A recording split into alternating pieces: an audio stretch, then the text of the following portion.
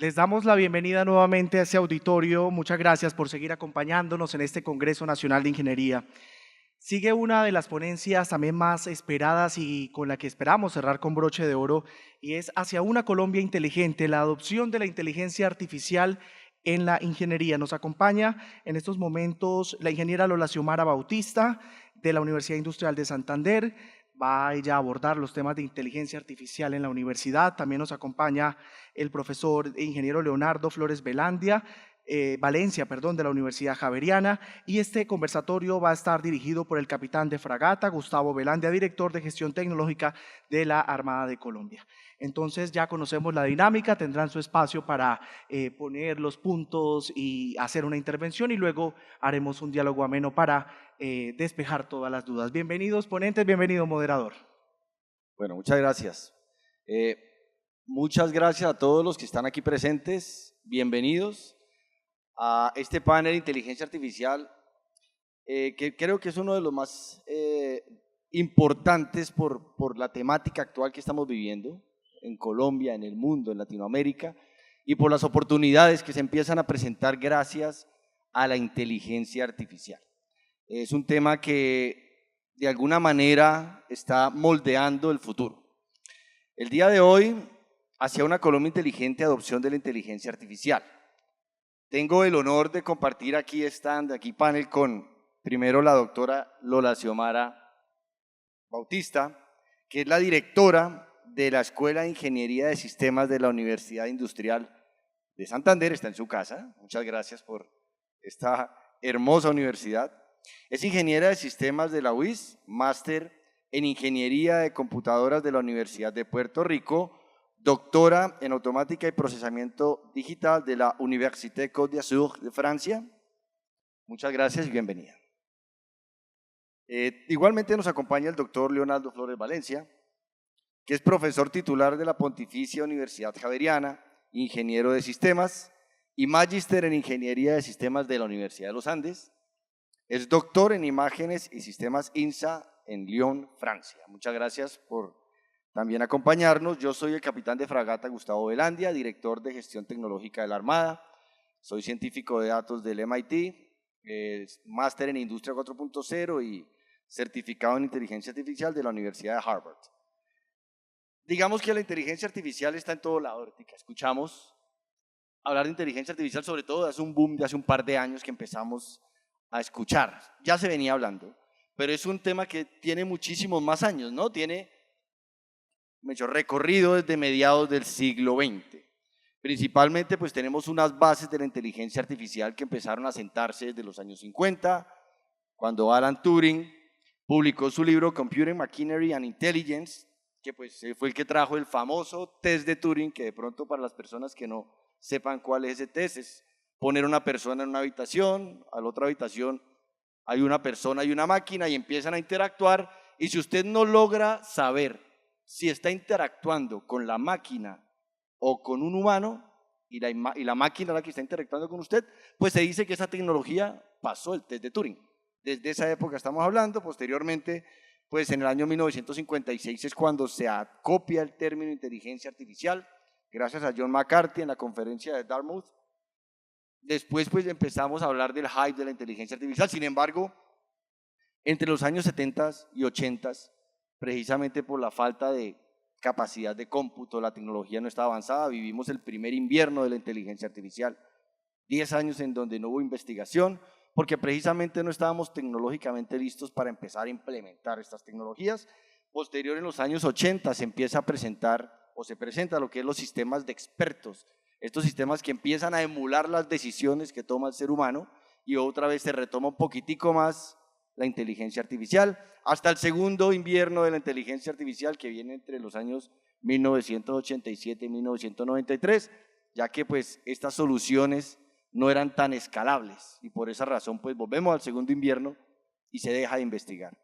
Pero en los años 90 se empieza a nacer algo que se llama el machine learning, el aprendizaje automático, y ahí es donde empezamos realmente a ver el potencial de la inteligencia artificial, hasta llegar a un hito importante. Estoy tratando de saltarme varias cosas para no demorarme, pero en 2014 se presentan las redes generativas adversarias, que son unas redes de inteligencia artificial con redes neuronales, las cuales pues buscan empezar a competir entre ellas y eso empieza a dar cuenta que la inteligencia artificial empieza a tener unos patrones de comportamiento que no son siempre predecibles y que llegó finalmente al año 2017, si no estoy mal, la fecha no estoy seguro, 2017, cuando Google emite el documento, el paper famoso de Attention is all you need, atención es todo lo que necesitas, que fue la base de los modelos Transformers, que es lo que hoy impulsa la inteligencia artificial generativa, que es ChatGPT,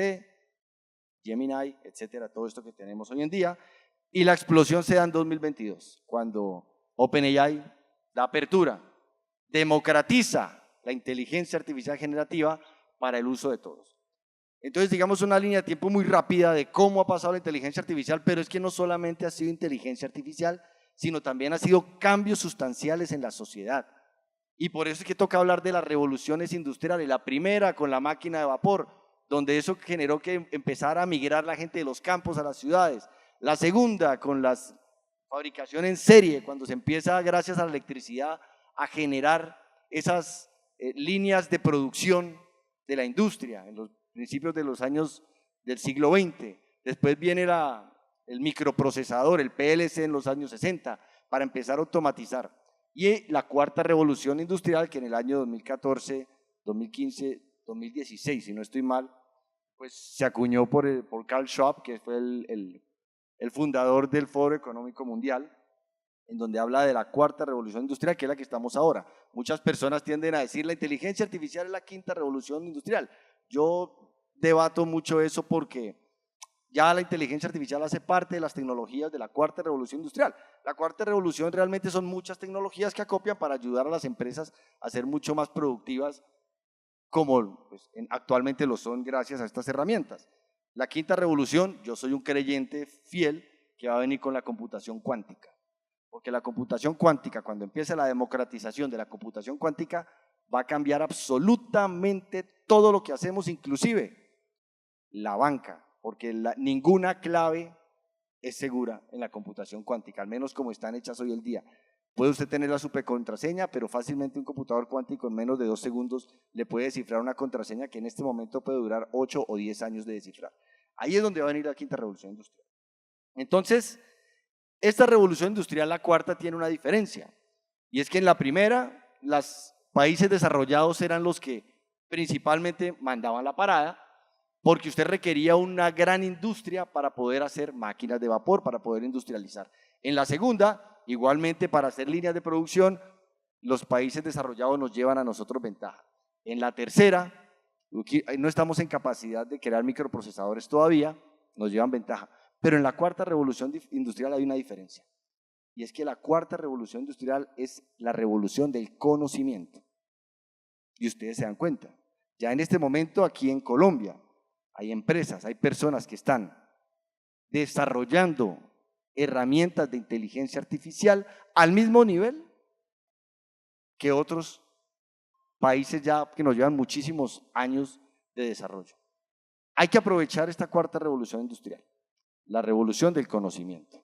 Con esa pequeña introducción, pues damos inicio al panel. Quiero primero pues darle la bienvenida y darle la palabra a la doctora Bautista, porque pues es la primera que nos va a exponer con todo su conocimiento. Doctora, el auditorio es todo suyo. Bueno, muchas gracias. Buenas tardes a todos. Gracias por esperar hasta el final del evento. Bueno, entonces, como lo decía el capitán Gustavo, yo hago parte de la Escuela de Ingeniería de Sistemas. Hasta hace unos meses fui la directora de escuela y ahorita estoy ahora coordinando otro programa académico de Ingeniería Biomédica.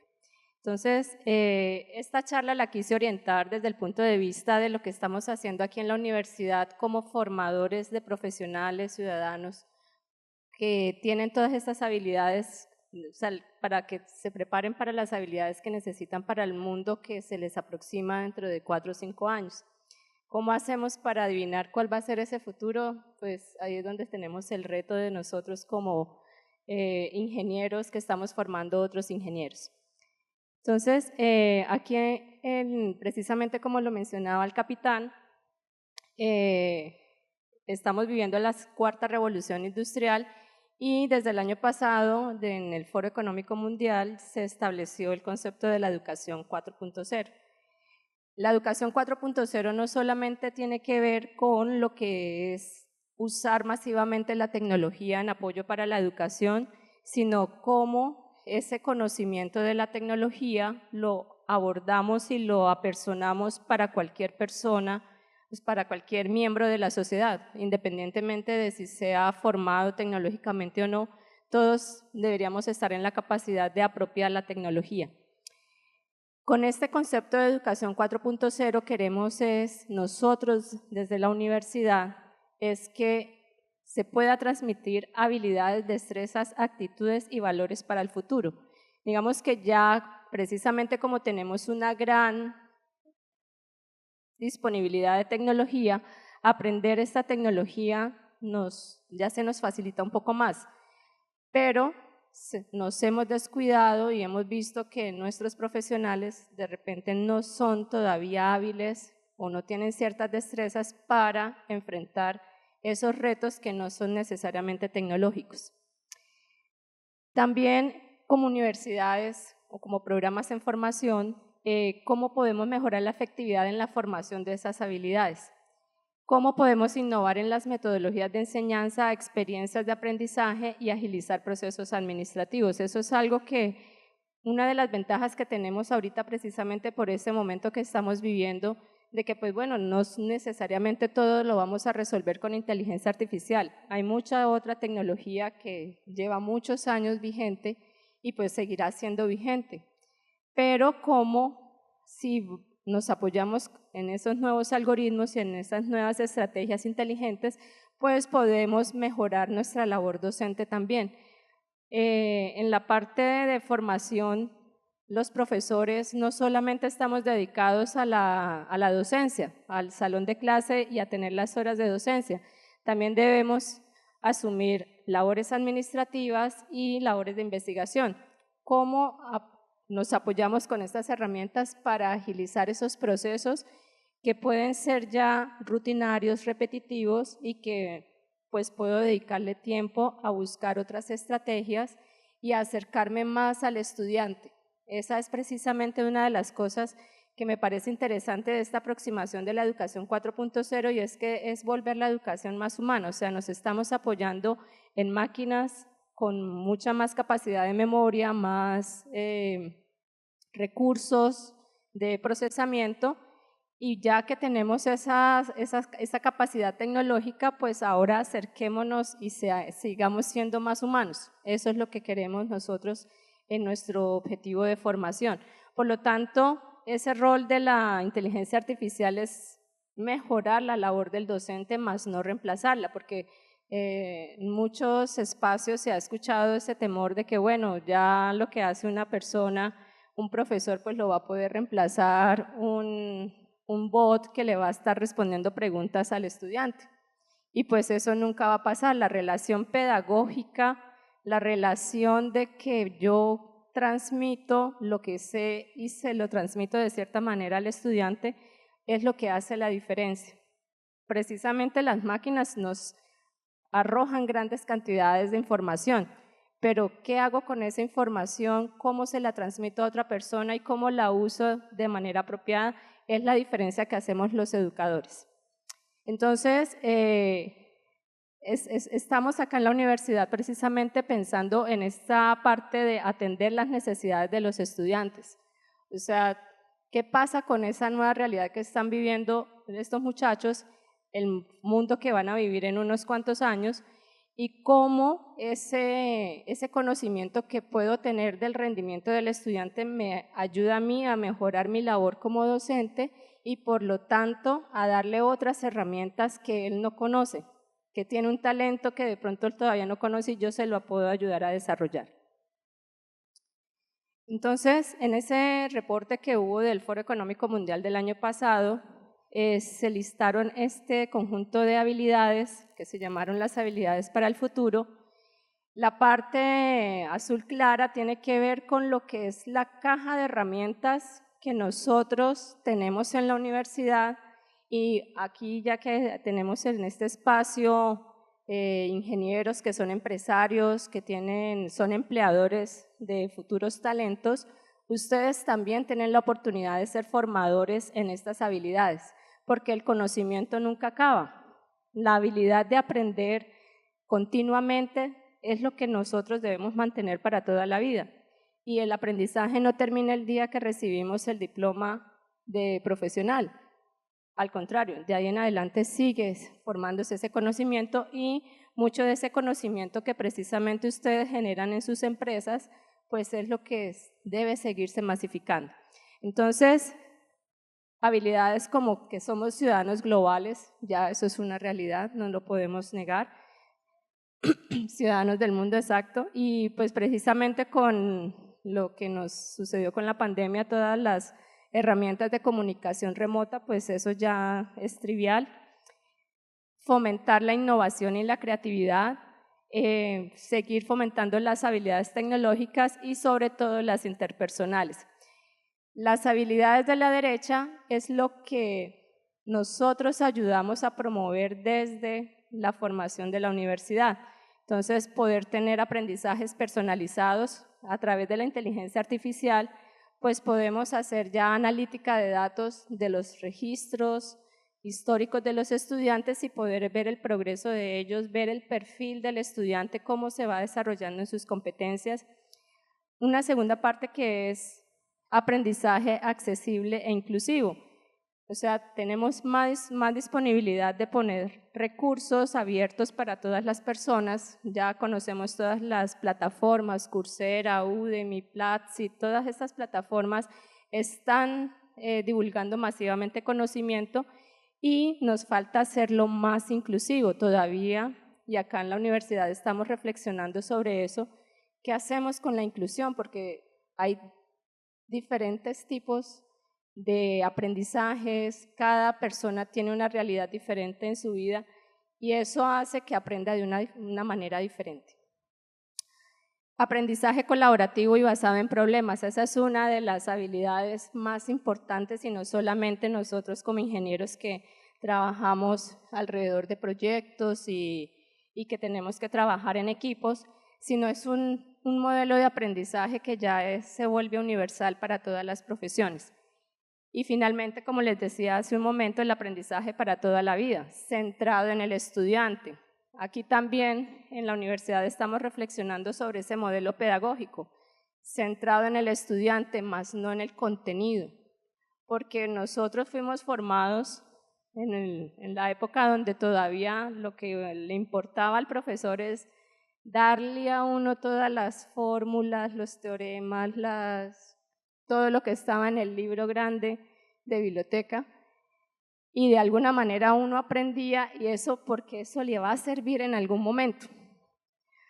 Ahora estamos en otro paradigma que es cómo yo adapto mi forma de enseñanza a ayudar al estudiante a que él aprenda por sí mismo también, no a darle todo, no a decirle, mire, esto es lo que usted tiene que saber, sino que él mismo descubra qué es lo que tiene que saber además de lo que yo le puedo dar. Entonces, con la inteligencia artificial, y ya aquí nosotros en la universidad tenemos unas experiencias de una comunidad de práctica de profesores que estamos explorando las herramientas de inteligencia artificial, cómo podemos con esas herramientas olvidarme de que todo es contenido y contenido, sino cómo le facilito el aprendizaje al estudiante. Y no quiere decir que ahora pues tengo que hacer clase personalizada estudiante por estudiante, no. Seguimos teniendo los auditorios de salón de estudiantes, auditorios grandes, pero donde lo que yo hago es facilitar la forma como presento ese contenido de manera que cada estudiante siga su propia ruta de aprendizaje. Entonces, esos son los retos que tenemos y como les digo, muchos de ustedes que están en la industria también pueden ayudar a fomentar este tipo de modelo que se apoya con la inteligencia artificial. Esa era mi presentación. Un aplauso para la doctora, por favor. Bueno, muy interesante y creo que ha cambiado la forma en cómo nos educaron a nosotros, ¿no? Eran otros tiempos, ya no se ve, pero la verdad que uno tiene que ser consciente de que los tiempos van cambiando, que hace 30 años no es exactamente lo mismo cuando estudiamos nosotros. Entonces hay que entenderlo. Si logramos por entender esa diferencia, creo que empezamos a generar el cambio en estos nuevos muchachos que de alguna manera son los que van a forjar el futuro. Doctora, muy interesante y pues ahorita charlamos seguramente más del tema. En este momento quiero darle la palabra al doctor Flores, que va a hacer su presentación en este momento. Doctor, el auditorio es suyo, por favor. Muchas gracias. Todavía no veo las diapositivas. La presentación, por favor. Ya las estamos viendo. Bueno, buenas tardes para todos. Cuando me invitaron a hacer esta pequeña charla delante de todos ustedes, no pensé que fueran tantas personas. Entonces me perdonarán si la voz me falla, pero estoy abrumado. Pensando en inteligencia artificial, hoy en día uno puede hablar que uno recibe información de inteligencia artificial todo el tiempo. Y casi siempre esa información es: voy a perder mi trabajo, nos vamos a volver perezosos, la inteligencia artificial nos va a dominar, ¿cierto? Y eso es como nos lo están presentando muchas veces los medios de comunicación. Por eso decidí llamar esta pequeña intervención Inteligencia Artificial de la Ciencia Ficción a la Realidad. ¿Qué no es la inteligencia artificial? Pues no es lo que nos venden.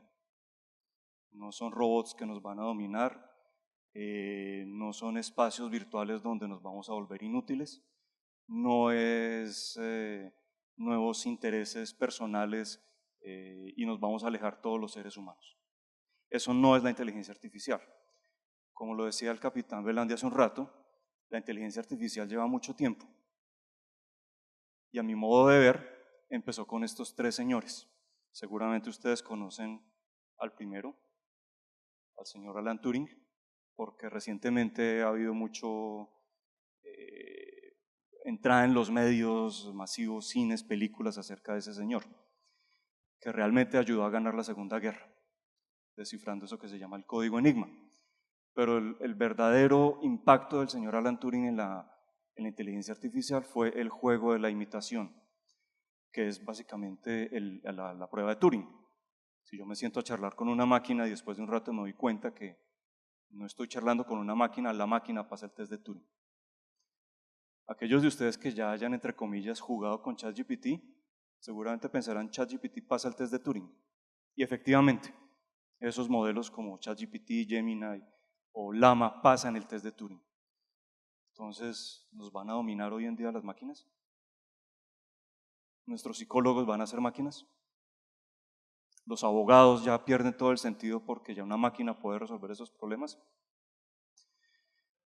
Todo esto comenzó con ese señor que está a la derecha, Kurt Gödel, que él se dio cuenta de una inconsistencia que hay en las matemáticas, que las matemáticas son paradójicas. Y si las matemáticas terminaban siendo paradójicas, pues las matemáticas no existían. Y él lo que hizo fue formular un teorema que se llama el teorema de la incompletitud. Personalmente yo vi un curso en mi pregrado sobre el teorema de la incompletitud, 18 semanas, y nunca lo entendí. Pero en esencia, el trabajo de Gödel fue tomado por Turing y por von Neumann, los que se inventaron las primeras máquinas que ayudaron a ganar la Segunda Guerra, y empecinados intentaban demostrar que las matemáticas no eran incompletas, no eran paradójicas. Y si no eran paradójicas, uno podía crear máquinas que trabajaran en matemáticas. Gracias a los trabajos de ellos, hoy en día tenemos inteligencia artificial. Infortunadamente, inteligencia artificial hoy en día uno automáticamente piensa en ChatGPT. ¿Sí o no? Pero la inteligencia artificial nos anda rondando desde hace mucho tiempo en aplicaciones que todos usamos, empezando por ejemplo con los motores de búsqueda. Los que estudiamos hace más de 20 años sabemos lo que es entrar a una biblioteca a buscar la información que necesitamos. Hoy en día con un motor de búsqueda podemos simplificar esa tarea a unos segundos y podernos centrar en lo que es realmente importante. Leer esa información, entenderla e intentar formular o crear nuevo conocimiento. Entonces, el problema de ir a la biblioteca, encontrar las fuentes de información y leer, se está reduciendo solamente a leer, que es el trabajo de verdad inteligente que un ser humano debe hacer. Aquí pongo el ejemplo siempre de la medicina, no porque yo sea médico, sino porque trabajo mucho con médicos, y para ellos el problema es, tienen mucha información, tienen muchos pacientes y tienen que responder muy rápido. Si ellos son capaces de tener herramientas, si uno es capaz de ofrecerles herramientas que hagan que su trabajo sea mucho más cómodo, pueden dejar de centrarse en teclear una historia clínica en el computador. Quienes vamos regularmente a los médicos sabemos que el médico está mirando la pantalla del computador llenando la historia clínica. Y la interacción con uno se limita a tomar signos vitales y se acabó. Pero con modelos de inteligencia artificial ellos podrían tener un resumen, una historia clínica resumida y que la interacción con el paciente pues sea mucho más eficiente. Hemos oído también hablar mucho de los carros que se conducen solos, de los Teslas, ¿cierto? Eso también es una tecnología que creo yo todavía no está inventada porque hay muchos accidentes que pasan, pero también hay tecnología de inteligencia artificial escondida, por ejemplo, en Amazon. Ustedes sí se han dado cuenta cuando usan Amazon, cuando usan YouTube, cuando usan algún servicio donde ustedes consumen algún contenido, a lo largo del tiempo se va volviendo monotemático. Yo tengo hijos pequeños y ya estoy cansado de que mi YouTube solamente me saque la vaca Lola, porque ellos ven el YouTube que yo hago, ¿sí? Entonces la inteligencia artificial está detrás de muchas cosas que usamos hoy en día, así no seamos conscientes de que la estamos usando. Gödel, von Neumann y Turing pensaron en este problema de la incompletitud de las matemáticas y llegaron a la conclusión de que hay un modelo de cerebro, yo puedo modelar el cerebro y que ese modelo de cerebro puede demostrar teoremas matemáticos. Y partieron sobre esa pista. Muy rápidamente se dieron cuenta que demostrar teoremas matemáticos requiere de la inteligencia humana. Entonces es un modelo de cerebro que en esa época parecía válido. Hoy en día, desde el punto de vista clínico, neurológico o biológico, se sabe que no es correcto, pero ese modelo que nos quedó se ha mostrado que es suficiente para realizar algunas tareas mejor que los seres humanos. Esencialmente, ¿por qué? Porque no se cansa, no se aburre, no se abruma y se puede implementar en máquinas que hacen cálculos más rápidos que nosotros. En esencia, un computador, ¿qué es? Es una calculadora grande. Solamente sabe sumar, restar, multiplicar y dividir números enteros. Pero sobre esa máquina podemos montar todos estos modelos que pueden emular ese comportamiento humano que en algunas tareas las hace mejor que nosotros. Pero normalmente son las tareas donde nos cansamos y nos abrumamos. A los que nos tocó ir a la biblioteca, retomo el ejemplo de hace un rato, ¿no se sentían abrumados pasar horas y horas y no encontrar lo que uno quería?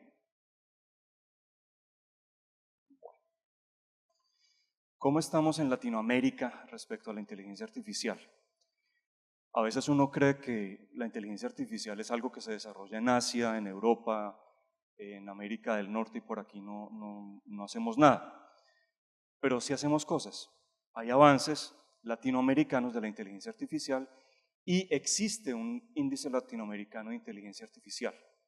Hubo una reunión el año pasado o hace 2 años, no recuerdo muy bien, donde llegaron a esta conclusión que les estoy mostrando ahí.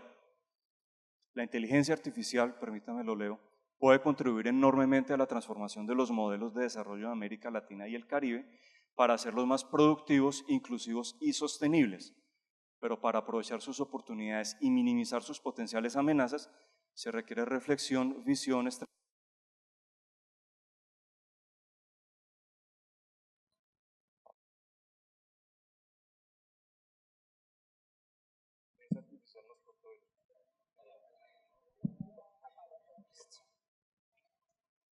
Reflexión, visión, estrategia, regulación, coordinación regional y multilateral.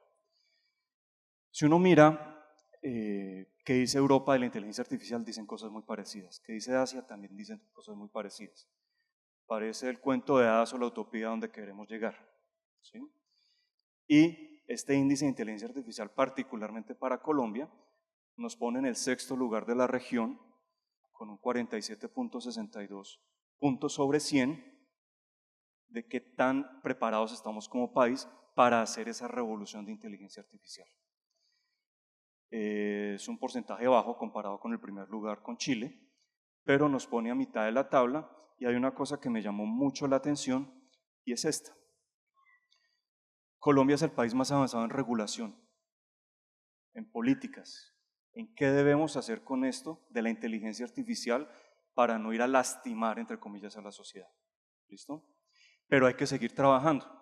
¿Por qué? Porque esa regulación, si uno la lee con detenimiento, es una regulación que se para en la protección de los datos. No habla acerca de los algoritmos, no habla acerca del sesgo, no habla acerca de las malas decisiones que puede tomar una inteligencia artificial. Entonces hay mucho trabajo, tenemos un marco legal sobre el que hay que trabajar, pero ese parece que es el más robusto de la región, y tenemos el capital humano. Necesidades en la educación de las personas. Esta imagen que les estoy mostrando acá fue creada con ChatGPT, con su última versión. Y si uno la mira de reojo, rápidamente eso le evoca a uno la evolución de la educación de una persona desde que está en preescolar hasta que llega a doctorado. Pero si ustedes miran con detenimiento los subtítulos de cada una de las escalas, ¿qué quiere decir education entre dos PhDs? Porque el PhD está por encima de la persona que está trabajando en su laptop, porque el de al lado no tiene un laptop. Son todas esas interpretaciones que hacen estos modelos hoy en día que pueden ser erróneas. Y si uno le presenta este tipo de resultados a una persona inexperta o que no tiene un criterio formado para usar esa inteligencia artificial, pues estamos llevando a las personas a tomar muy malas decisiones. Entonces, para tomar buenas decisiones, creo yo que hay necesidades de educación de las personas, no solamente de los profesionales que trabajamos o que vayan a trabajar en inteligencia artificial. Yo siempre a mis estudiantes les pongo un reto.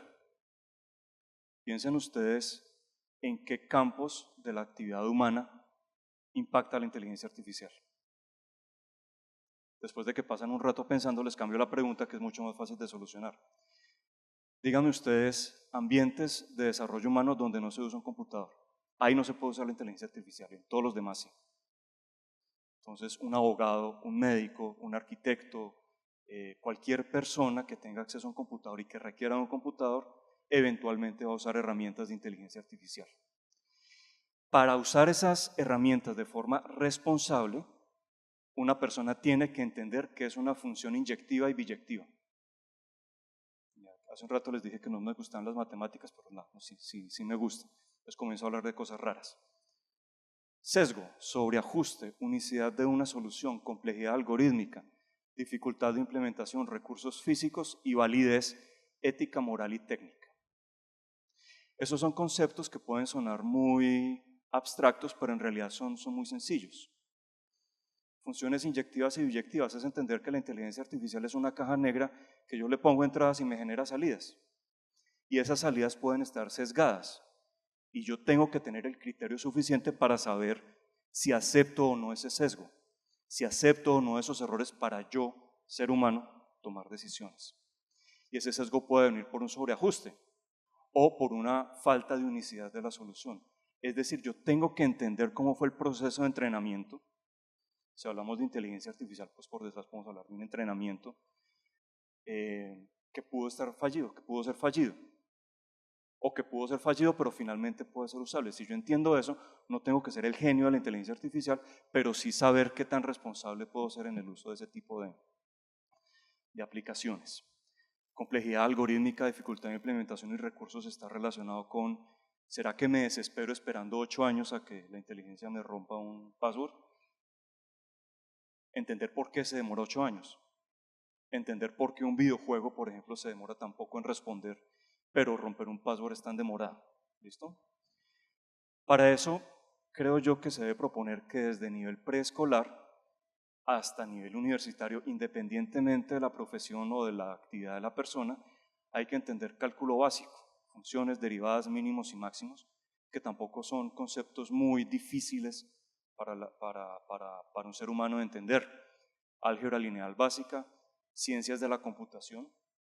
Ciencias de la computación no quiere decir aprender a programar, quiere decir tener pensamiento computacional, ser capaz de pensar en los problemas como sistemas interconectados donde yo puedo resolver pequeños problemas a la vez para solucionar problemas más grandes. Y entender algo de probabilidad estadística básica como conteo, distribuciones, sesgos, para finalmente poder interpretar datos. Yo esperaría que un país como Colombia pueda llegar a eso, a que la mayoría de las personas tenga esas herramientas básicas para que esa inteligencia artificial, esas herramientas de inteligencia artificial dejen de ser ciencia ficción y comiencen a ser herramientas que nos hagan a nosotros seres humanos hacer mejor nuestro trabajo. Aquí les estoy mostrando una curva que saca Gartner cada 5 años, donde él muestra la desilusión de las tecnologías.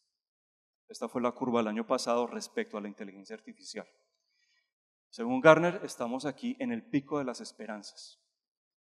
¿Quién está en el pico de las esperanzas? La inteligencia artificial generativa, ChatGPT. En 1 año, 2 años, todos nos vamos a desilusionar. Los que hayan usado ChatGPT ya se comienzan a desilusionar, porque sienten que es repetitivo, que no ayuda realmente a lo que uno quiere. Pero es necesario pasar por esa desilusión para poder encontrar los usos realmente útiles, perdón por la redundancia, de esas tecnologías. Cuando lleguemos a ese valle de la productividad, pues es cuando los que están estudiando en este momento una ingeniería, los niños que están en colegios que van a pasar pronto a la universidad, pues espero ya tengan todas esas herramientas y que ellos hagan avanzar la humanidad usando estas nuevas herramientas, haciendo que los humanos seamos más inteligentes porque nos vamos a dedicar a los problemas realmente interesantes. Y los problemas repetitivos que nos aburren o nos abruman, pues eso sí se los puedo dejar a la máquina. Quiero cerrar esto con mi correo electrónico por si alguien está interesado en seguir charlando sobre esto y recordarles que la inteligencia artificial es un término que es de venta. Tiene mucho artificial y poco de inteligencia, pero son herramientas que podemos usar para hacer que nuestro trabajo sea más cómodo y más inteligente desde el punto de vista humano y natural. Muchas gracias.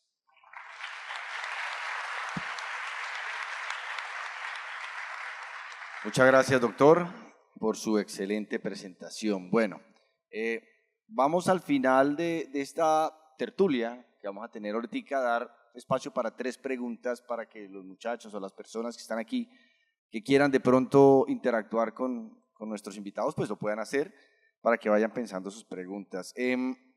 Antes de empezar con la conversación, hay una cosa que quiero reconocer. Y creo que ustedes en las últimas noticias, las personas que siguen tecnología, se han dado cuenta de el impulso que el Ministerio de las TICs ha venido dando a la inteligencia artificial. Es algo que hay que reconocer. El Ministerio de TICs, y creo que tiene mucho que ver con el actual ministro, ha venido impulsando este tema hasta el punto de que Colombia se quiere convertir en líder a nivel latinoamericano en inteligencia artificial. Se firmó pues precisamente esta semana el Acta de Cartagena, creo que se llama Declaración de Cartagena, por 17 países para trabajar en pro de la inteligencia artificial. Aquí en Colombia fue donde se llevó a cabo esa charla, se abrió la primera facultad de inteligencia artificial. Son hechos que no tienen nada que ver con lo político, simplemente son hechos que están ocurriendo, que nos dicen hacia dónde quiere ir el país. Y es una realidad. Creo que es algo que hay que destacar. Creo que es uno de los ministerios más congruentes que existen en este momento. Es algo que hay que destacarlo simplemente porque son hechos. Pero hay algo que me preocupa de todo eso que está pasando. Y de pronto me gustaría, antes de empezar, que ustedes me den su opinión. Y es que a veces pareciera que estamos poniendo a la inteligencia artificial como el fin, como el objetivo. Y ahí yo creo que hay que tener cuidado, que hay una línea muy delgada que no hay que entrar a pisar. Porque es que la inteligencia artificial no es el fin. La inteligencia artificial es un medio de muchos que hay, para entrar a dar solución a problemas que existen en la realidad. Puede que se haga con inteligencia artificial o puede que no sea necesario. A veces queremos hacer todo con inteligencia artificial y nos damos cuenta que simplemente, si hablamos de software, con un algoritmo sencillo podemos solucionar un problema, pero tenemos que estar en la moda de la inteligencia artificial. No siempre es así. Y hablamos de inteligencia artificial, pero a veces muchas personas, y sobre todo la gente que está en los territorios, sabemos pues que el Estado colombiano tiene una deuda de muchos años con muchas comunidades que hay en los territorios. Pues usted habla de inteligencia artificial y les dice, bueno, eso a mí cómo me va a impactar, no sé. Personas que de pronto tienen, que no han sido, digamos, durante muchos años, o que el Estado tiene muchas deudas con ellos. El tema de inteligencia artificial no es llamativo, pero ellos sí quieren saber cómo me impacta a mí en los bienes y servicios que de alguna manera el Estado me tiene que dar o que yo tengo que tener. Entonces, para ustedes ¿qué piensan de ese tema en donde pareciera a veces que hablamos de la inteligencia artificial como si fuera el fin, sin entender que la inteligencia artificial no es el fin, que es el medio para conseguir que esos bienes y servicios que como población, que como Estado, que como un país tenemos que tener? Le doy la palabra, doctora. Bien, de acuerdo con que la inteligencia es una herramienta, una de las muchas herramientas que han surgido, como lo mostraba el profesor, a lo largo de estos años. Lo que debemos entender nosotros como ciudadanos es que el hecho de que estén estas herramientas disponibles ya de manera democrática o de una forma masiva para la población es que precisamente debe ayudar a mejorar los procesos y que nosotros como ciudadanos podamos beneficiarnos de esa manera. Entonces, ¿cuál es entiendo yo que el afán de tener esta capacitación masiva de personas alrededor del tema de inteligencia artificial? Pues precisamente tenemos una realidad que hay un déficit de mano calificada en la parte de programación para la industria y que el sector gobierno también es la industria más importante que tenemos en el país, es la empresa más importante del país y pues también necesita su mano calificada. Pero que esa mano calificada pues debe tener esas habilidades de pensamiento crítico, pensamiento computacional para poder crear soluciones que sean eficientes para el beneficio de los ciudadanos. Entonces, ahí también está el hecho de que sea accesible a las personas de los territorios, que cualquier estudiante de colegio rural, un técnico industrial, un técnico agropecuario en cualquier territorio del país, pues pueda entender que tiene esas herramientas, que ya hay una plataforma que lo puede ayudar a mejorar su vida a su alrededor, pero que finalmente es eso. Va a llegar otra evolución, otra revolución industrial en algún momento y nos va a cambiar el paradigma. Pero por ahora sí estoy de acuerdo en que el objetivo es entender que no es que todo deba girar alrededor de esto, sino que cómo lo vamos a usar de la manera más eficiente posible para mejorar nuestra calidad de vida.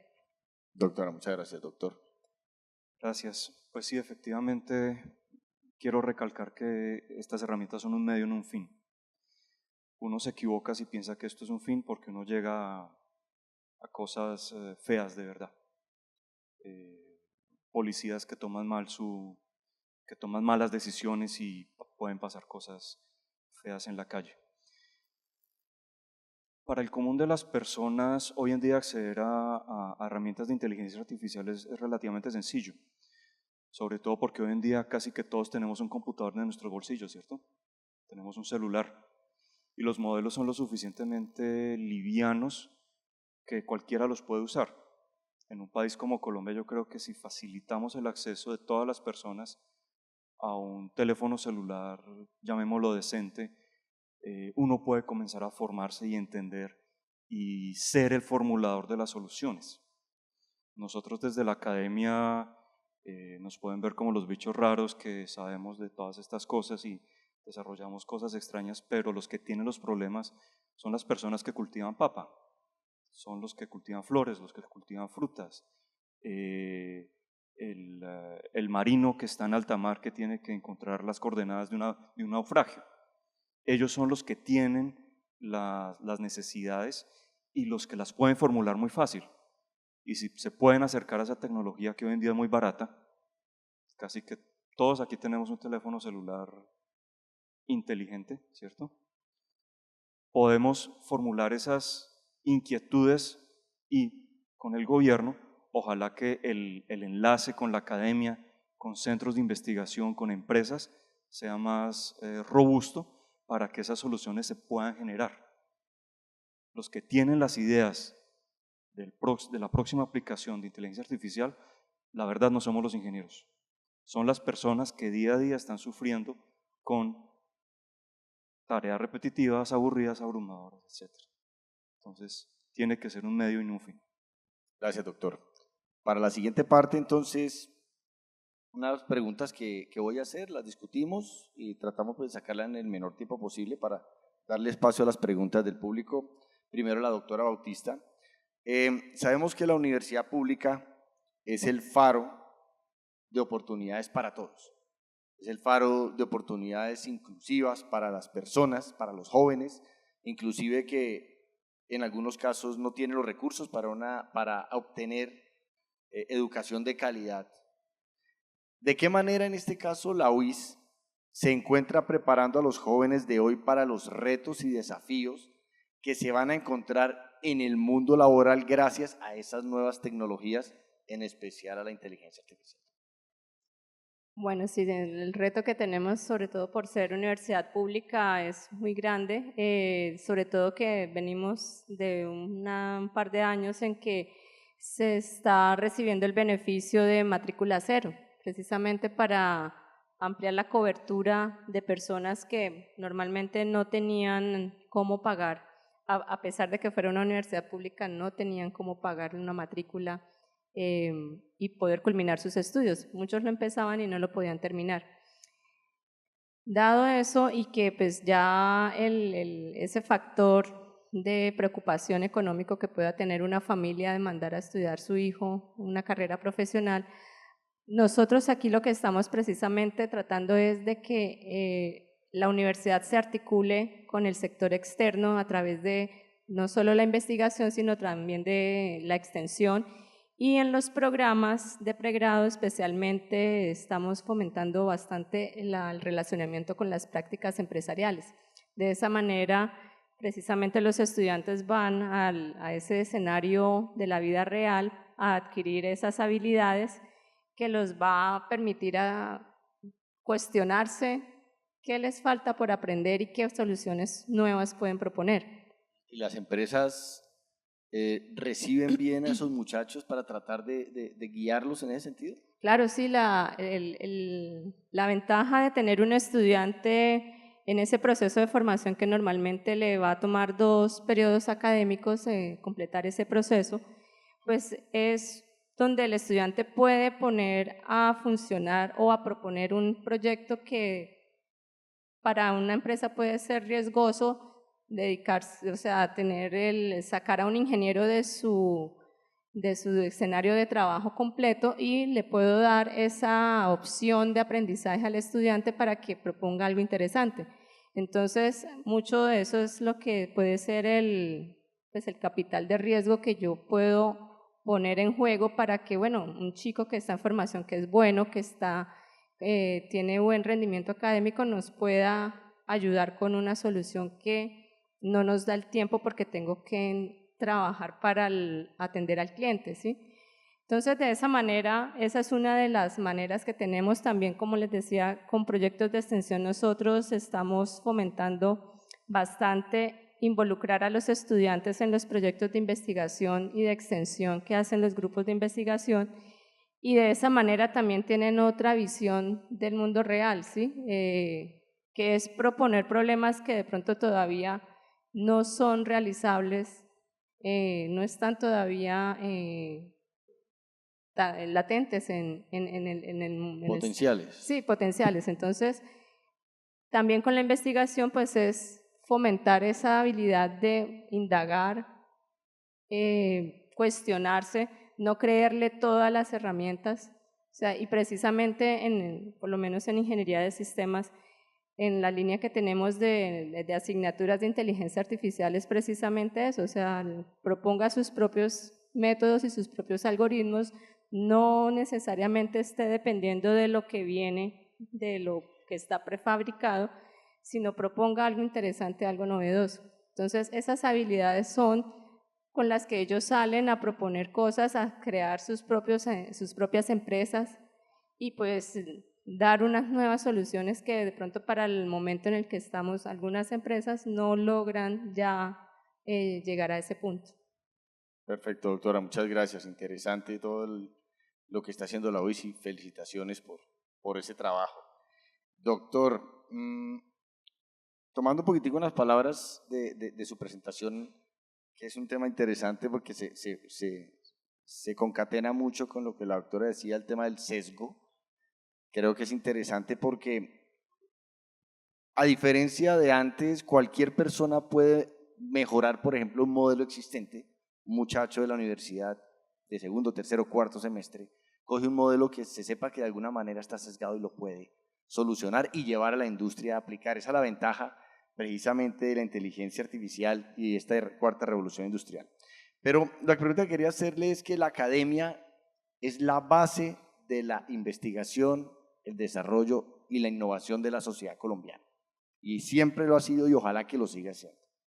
¿Cuál cree usted que es el principal reto y la mayor dificultad que existe en la academia para poder preparar a nuestros profesionales, tecnólogos y técnicos en general en el desarrollo de soluciones tecnológicas que puedan entrar a competir con las que se desarrollan en Europa, en Norteamérica y en Asia? ¿Cuál es ese reto que usted cree que el mayor reto para lograr eso? Para mí el mayor reto yo diría que es la ingeniería social. Es decir, creernos el cuento que somos capaces. Cuando uno sale del país, no sé, aquí en el ambiente colombiano uno siempre mira con desconfianza al que está al lado, ¿cierto? Pero cuando uno sale del país, los profesionales, por lo menos en ingeniería colombianos, son muy reconocidos por sus capacidades de integración de tecnología. Cuando se requiere pegar varios modelos para solucionar un problema grande, casi siempre hay un colombiano metido ahí. Colombiano de cualquier universidad, de cualquier región. Tenemos esa característica, yo no sé por qué, pero en el exterior somos conocidos por eso. Las habilidades técnicas, científicas que nos faltan, la verdad son fáciles de aprender. Y si uno tiene las ganas y se crea el cuento, pues se adquieren. Lo que nos falta es eso, creérnosla y que somos capaces, principalmente con esto de la inteligencia artificial, que no se necesita realmente grandes inversiones. Con computadores, con acceso a nubes o a granjas de cálculo, es más que suficiente para poder hacer eso. Y una parte de creérnosla es que comencemos o continuemos trabajando en conjunto, pero más allá de las ciudades. Las universidades en Bogotá trabajamos mucho en conjunto, pero por ejemplo es muy difícil trabajar con una universidad acá en Bucaramanga porque es difícil viajar. ¿Por qué es difícil viajar? Porque el Magdalena no funciona, teníamos la presentación antes, ¿cierto? Entonces facilitar todo eso y que seamos conscientes de eso, que tenemos la estructura mental y la estructura científica y académica para lograrlo, pero por alguna razón no nos la creemos. Mire que yo recordando, hace 2 años yo estuve trasladado en el Putumayo, en Puerto Leguízamo, y hasta el año 2022 llegó la primera institución universitaria a Puerto Leguízamo. Estamos hablando del siglo XXI, donde la mayor mentalidad que puede tener un muchacho, desafortunadamente en realidad, es terminar su bachillerato e irse de raspachín a pelar coca. Y es una realidad, eso pasa en los territorios. El hecho de que haya llegado a esa universidad, por eso es que el tema de las universidades, que es la universidad, la Uniminuto, la primera que llegó allá a Puerto Leguízamo, Putumayo, precisamente busca eso, esa integración del centro del poder, Bogotá, donde se irradia todo el poder hacia esos territorios. Y es fundamental. El tema de la mentalidad creo que estoy de acuerdo con usted, no es una inversión en donde, bueno, estamos hablando de que solamente en 2 países del mundo se producen microprocesadores, en China y la empresa que los produce, que es una empresa de Países Bajos. No, en este caso es conocimiento. Entonces, totalmente alineado con lo que usted dice, doctor, con que el tema es creerse que uno puede estudiar precisamente esos temas. Doctor, le agradezco mucho. Doctora, desde su perspectiva en la universidad pública, ¿cómo podría la inteligencia artificial, pues teniendo en cuenta que hablamos de las deudas históricas que tiene el Estado colombiano con los territorios alejados, etcétera, etcétera, desde la perspectiva de la universidad pública, cómo se puede, o esta tecnología, cómo puede contribuir a resolver los problemas sociales más apremiantes, en especial la pobreza y la inequidad? Bueno, eso es precisamente siglos de deuda y el aporte que nosotros podemos hacer desde acá es precisamente en llevar ese conocimiento primero a los territorios. Si no se trata de que vamos y como le decía el profesor, los problemas lo tienen allá, el cultivador, el pescador, el transportador, el que se le cae la vía por un derrumbe y no puede llevar la mercancía. Y cómo darles esas herramientas a esas personas para que puedan aprender a solucionar problemas es lo más importante, ¿sí? De nada sirve que tengamos un supercomputador y capacidad de procesamiento masivo si pues no tengo a la persona indicada allá en la región para buscar una solución a un problema determinado. Entonces, la función que tenemos como universidad pública es precisamente llevar cada vez ampliar nuestra influencia en las regiones para ayudar a los procesos educativos de las regiones, desde la primaria a la secundaria, y que sea natural para cualquier persona que esté allí poder llegar a formarse si quiere llegar a ser profesional. No todo, no es necesario, o sea, no necesariamente todos tienen que ser profesionales, necesitamos a los técnicos, a los tecnólogos, pero como lo decía el profesor, que se la crean, o sea, sí tienen las capacidades y nosotros lo que tenemos que hacer es precisamente ayudarles a desarrollar esas capacidades, pero eso lo logramos en la medida en que logremos que haya mejor educación en los territorios. Mire, doctora, que usted dijo algo muy importante. Y cuando dijo eso no es simplemente traer tecnología, traer los computadores, eso tiene mucho que ver con lo que es la transformación digital, que también es un término que se utiliza mucho en estos tiempos. Transformación digital. Y desafortunadamente todavía existe el pensamiento que transformación digital es tecnología. Y resulta que la transformación digital, el 80% no es tecnología. El 80% es personas y procesos. Y por esa razón es que el 70% de las iniciativas de transformación digital que es necesario para poder aplicar bien la inteligencia artificial fracasan. Y por esa razón es que la Marina de Estados Unidos, la Marina más poderosa del mundo, en la Fuerza Aérea de Estados Unidos, la Fuerza Aérea más poderosa del mundo, fracasaron en transformación digital. La Fuerza Aérea, más de $5.000 millones botados a la basura, y la Armada, $1.870 millones. Por no entender que cuando hablamos de transformación digital no hablamos de tecnología. El 80% del esfuerzo debe centrarse en mejorar los procesos y a las personas, y el resto, el 20%, en esa tecnología. Si no lo vemos de esa manera, va a pasar lo que usted dice: llegamos allá, bombos, platillos, ponemos unos computadores, excelente, ahí está su transformación digital. ¿Los muchachos saben utilizarlas? ¿Será que el tren logístico para traer los repuestos? ¿Será que el voltaje y la frecuencia del computador es adecuada para en ese pueblo que es una planta de hace 30 años? Etcétera, etcétera. Esas son las cosas que tenemos que pensar. Y ahí es donde hemos pensado. Muchas gracias, doctora. Doctor Flores.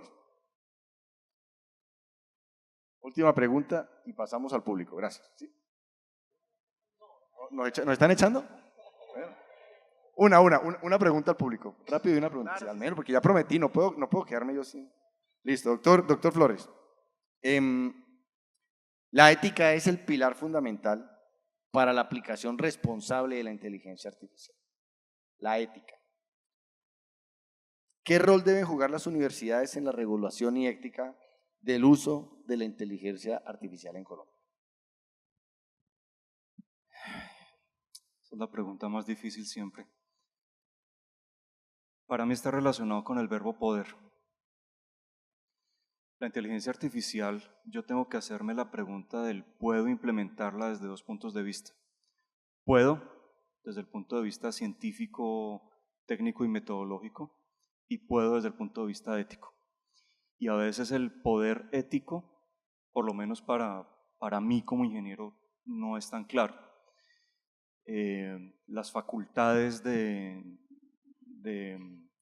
ingeniería, de ciencias básicas, a veces nos alejamos mucho de las facultades de filosofía y ética. Tenemos que acercarnos mucho y aprovechar, no sé si la UIS tenga facultad de ciencias sociales, pero en la Javeriana estamos intentando acercarnos mucho a las facultades de sociales, a la facultad de filosofía, incluso a la facultad de teología, para hacerse todas esas preguntas que realmente redundan en el humanismo. Tengo las capacidades éticas para hacer que este modelo sirva para la sociedad. ¿Soy capaz de imaginarme usos dañinos de un modelo? Por ejemplo, hay un modelo de inteligencia artificial que sirve para encontrar trombos en el cerebro y ha salvado muchas vidas. Pero el mismo modelo me sirve para apuntar mejor cuando estoy disparando un arma. Científicamente pude implementarlo. En medicina lo puedo hacer. ¿Será que puedo delegarle la responsabilidad de usar ese modelo a alguien que tome la decisión de disparar? Tenemos que acercarnos a las ciencias sociales y hoy en día es urgente volver a ellos para que charlemos acerca de todo esto. Que nosotros aprendamos de ciencias sociales y que ellos aprendan de tecnología, porque de alguna forma tenemos que salir de este embrollo. Doctor, perfecto, muchas gracias. Entonces, para la pregunta al público, sencillo, 2 minuticos y 2 minuticos, una pregunta para los dos. Por favor, el que levante la mano no le van a pegar allá afuera porque hizo la pregunta. Entonces, si quiere acérquese para que coja el micrófono. Ah, bueno, ya le lleva el micrófono allá.